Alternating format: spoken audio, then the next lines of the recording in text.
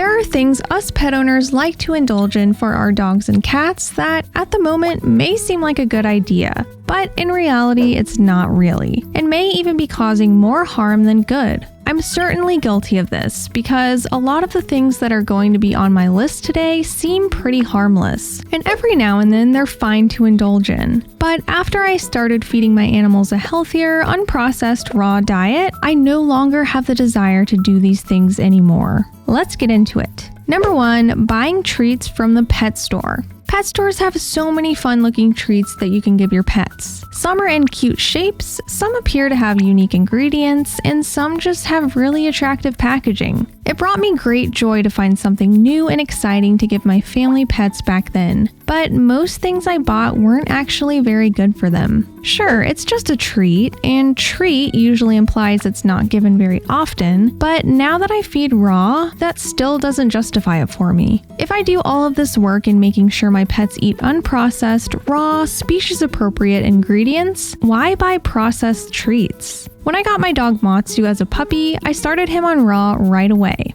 A few months after his switch, I took him into my work at the veterinary clinic and a few techs gave him some pepperonis to distract him during his nail trim. At the time I didn't really mind since it was only once, but that night I think Matsu and I both regret what happened because I was up with him every hour so he could go outside to go to the bathroom. I didn't realize how quickly his body changed to being more intolerant of processed foods, but since that night I only give him treats that I dehydrate at home or single ingredient meat-based treats if I find some. Number 2, getting Puppuccinos. Puppuccinos are something that owners and their dogs get equally excited about. The dog gets to stick their head out of the window and receive a cup full of whipped cream, and the owner gets to record it and post it so their followers can see how cute and excited their dog is. I totally get it, and I loved doing this every now and then with my family dog. Sometimes I even get a little sad if I go to Starbucks with Matsu in the car, because of course he'd like it. But is there really a point to getting one? Puppuccinos are simply just a cup of whipped cream, which is a combination of cow's milk or cream and sugar.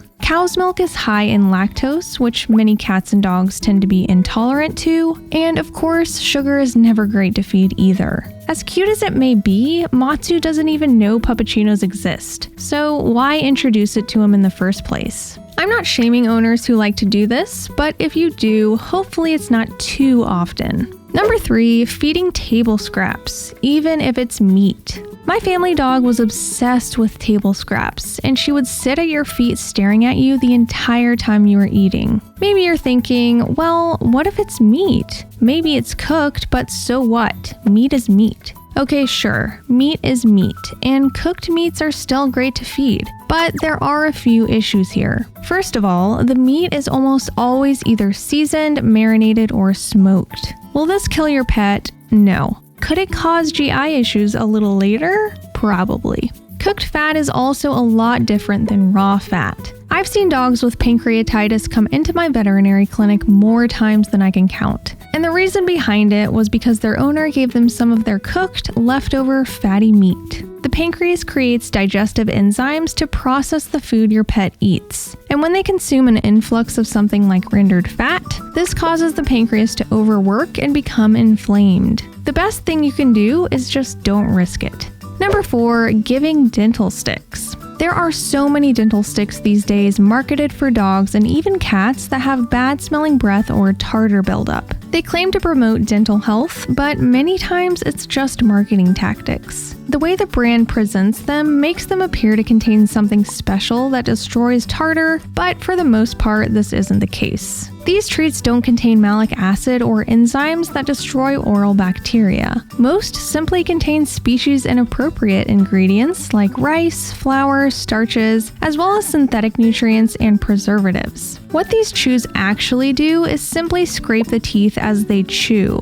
but oftentimes don't even do that. This is another item we unfortunately gave our family dog fairly often, and she still ended up needing a dental and extractions later in life. Instead of giving these gimmicky dental sticks, I give raw meaty bones as a staple in my pet's diet, as chewing on raw bone actually does the work in scraping the tartar off the teeth. I will also brush their teeth with enzymatic toothpaste every now and then as well. Number 5, feeding from a bowl. Okay, this isn't necessarily a bad thing to do, but it's something I noticed my pets didn't enjoy eating from, especially once I switched them to raw. Bowls can often be deep and narrow, with high edges where your pets have to stick their whole face down in to eat. When feeding raw chunks, I often saw my pets taking each piece out and placing it on the ground, then eating. I realized that they didn't like everything piled on top of one another. They like to get a feel for everything in the bowl. On top of that, whisker fatigue was another obvious thing I noticed when feeding my pets from a bowl. This is simply when their sensory system gets overstimulated when their whiskers are touched too much, even if it's from brushing against bowls. Once I started feeding everyone from a dish or a plate, I noticed more confidence and enjoyment during dinner time. These are things I stopped doing pretty much right away once I started feeding raw, but there are a few things that I wish I started doing sooner than I did. Watch this video to find out what.